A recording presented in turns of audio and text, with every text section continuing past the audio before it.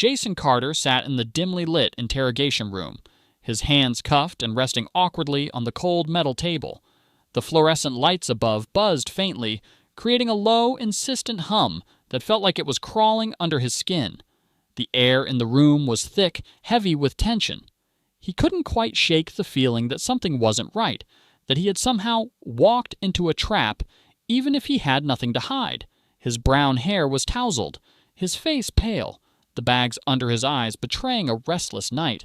He was too anxious to sit still, fidgeting in his chair as he glanced nervously at the one-way mirror across the room. What did they want from him? Why was he here? Jason had tried to piece everything together, but nothing made sense. There had been no incident, no crime he could think of. He hadn't even left his apartment last Thursday, so why were they questioning him? The door swung open, and Detectives Reynolds and Parker stepped in. Jason flinched slightly, but quickly stifled the reaction. Reynolds was the first to speak. He was a seasoned investigator, his grizzled features, salt and pepper hair, and deep-set eyes exuding an air of confidence. He was calm, calculated, nothing like the intimidating, angry officers Jason had seen in movies. "Jason, we appreciate you coming in," Reynolds said, his voice steady and professional. "This is just a conversation, okay? We just need your help clearing a few things up. You're not under arrest yet. But the sooner we get the facts straight, the sooner we can all go home." Jason nodded quickly, his voice shaky. "Yeah, sure. I don't even know why I'm here. I didn't do anything." Parker, the younger detective sitting next to Reynolds, shot him a glance before focusing his attention on Jason. He was sharp-eyed, his expression one of calculated curiosity, as though trying to read Jason's every movement. "That's exactly what we're trying to figure out," Parker said, his tone firm, but not unkind. "So if you're telling the truth, you've got nothing to worry about." "Let's start with last Thursday. Where were you?" Jason's heart thudded in his chest. Thursday. It was the day everything started to unravel, though he couldn't understand how or why. I was at home, watching TV. I didn't go anywhere." Reynolds nodded slowly, his fingers steepling as he leaned back in his chair. "All night? You didn't step out? Not even to grab something to eat or meet up with anyone?" Jason hesitated, the question catching him off guard. The pause was long enough to make his anxiety spike.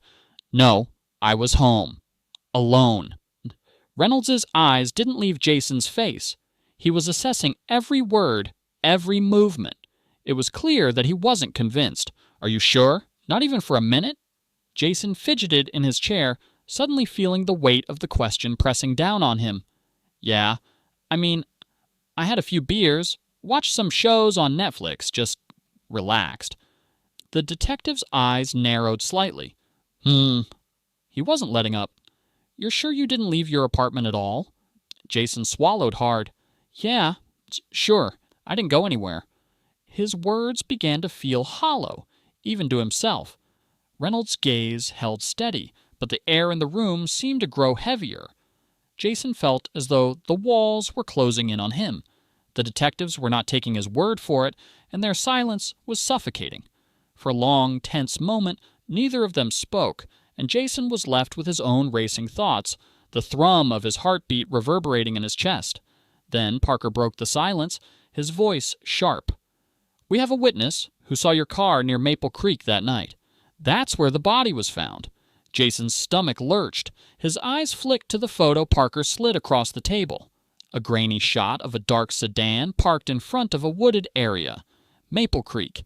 The place wasn't far from where Jason lived, but it was quiet, isolated, a place people went to escape. "What?" Jason's voice came out as a strangled gasp. That can't be right. That wasn't my car. They must have mistaken someone else's car for mine." Reynolds didn't react to the claim immediately. He just kept watching Jason, his eyes as cold and sharp as ever. There was a slight, almost imperceptible tilt of his head as he studied Jason's face. The seconds dragged on, each one more suffocating than the last. Jason could feel sweat beginning to bead on the back of his neck. He could hear the faint ticking of the clock on the wall.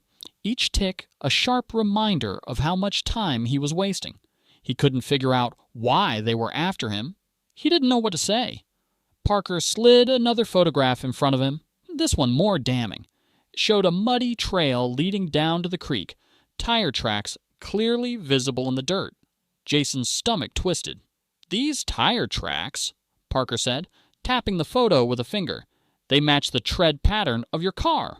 Jason's breath caught in his throat. That's not possible. My car didn't leave my apartment." Reynolds leaned forward. "You keep saying that, but we've also found something else. Jason." Parker reached into the folder and pulled out another image. Sliding it across the table, Jason's heart skipped a beat. The image was of a gray hoodie, unmistakably his. He could tell by the stitching, the slight wear at the collar, the small tear on the sleeve. Jason recoiled slightly, his eyes darting between the hoodie and the detective's. That's my hoodie, but I didn't leave it there. Someone must have taken it. Maybe it got stolen?" There was a long, charged silence. Reynolds didn't respond right away. He just sat there, watching Jason with those calculating eyes. Finally, he spoke, his tone flat. "You know, we ran some tests, and there's blood on it. Emily's blood." Jason's pulse roared in his ears. His mouth went dry, his chest tightened, and his hands began to shake. The world around him started to spin. He couldn't breathe. His throat closed up, and he felt an icy chill crawl up his spine. "No," he whispered. "Number that can't be. I didn't do anything." Parker's voice cut through the rising panic. "Jason, listen to me. We know you were there. Maybe you didn't mean for things to go as far as they did. Maybe it was an accident. But you're not telling us everything." Jason's chest heaved as he struggled to steady himself. "I didn't do anything," he repeated, his voice louder now. "I don't know how that got there. You've got to believe me." Reynolds sighed softly and leaned back in his chair, exhaling slowly. "Jason, we just want the truth. You don't have to make this harder than it needs to be. Just tell us what happened. Did you meet her that night?" Jason's mind whirled. He could feel the heat rising in his face, his breath growing ragged. He wanted to scream, to explain, but he couldn't find the words. I wasn't there, I swear." The room grew colder, as if the air itself was tightening around him. The detectives said nothing. They just watched him, their eyes unblinking, unreadable. The silence between them was oppressive. Jason could feel his heart hammering in his chest. Then, finally, Parker leaned forward slightly. His voice dropped, becoming dangerously quiet. "We know more than you think, Jason. We know where you hid the knife." Jason's heart stopped. The blood drained from his face. His stomach dropped to the floor, and his mouth went dry. His eyes widened in panic. "What? No. I don't have a knife. I didn't." Reynolds' eyes narrowed, a faint glimmer of satisfaction in his gaze. "That's when it hits you, doesn't it? We know, Jason. You slipped up. You're trying to cover your tracks, but we have you." Jason's mind raced. The walls of the room seemed to close in around him, the pressure suffocating. His hands clenched into fists, his nails digging into his palms as he fought to remain composed. Sweat trickled down his face. "I didn't do anything," Jason said, but even he could hear the desperation in his voice. "I didn't hurt her." Parker smirked, leaning back in his chair with the air of someone who already knew the truth. "You can keep denying it, Jason, but the truth always comes out." Jason's breath became shallow, his throat tight as he struggled to hold back the rising wave of panic. He couldn't think straight. His mind was fogged, clouded with fear, and yet a part of him knew they were right. He was trapped, cornered by his own lies. Reynolds watched him with a mixture of patience and disappointment. "Jason," he said softly, his voice like a whisper that carried more weight than any shout could, "this is your last chance. The more you deny it, the worse it's going to get." Jason's shoulders slumped as the weight of their words sank in. The tears came without warning, his chest heaving with the sobs he couldn't control. His face crumpled, and he buried his face in his hands. The truth was out, whether he was ready to face it or not. "It wasn't supposed to happen," he whispered, barely audible. The detectives exchanged a glance, their expressions unreadable. Reynolds stood up, nodding at Parker. "Let's go," he said quietly. The two detectives exited the room, leaving Jason alone with his guilt. Outside the interrogation room, Parker exchanged a glance with Reynolds, a barely visible smirk on his lips. "We didn't actually find a knife, did we?" Reynolds shook his head, a hint of satisfaction in his voice. "No." But his reaction told us everything we needed to know.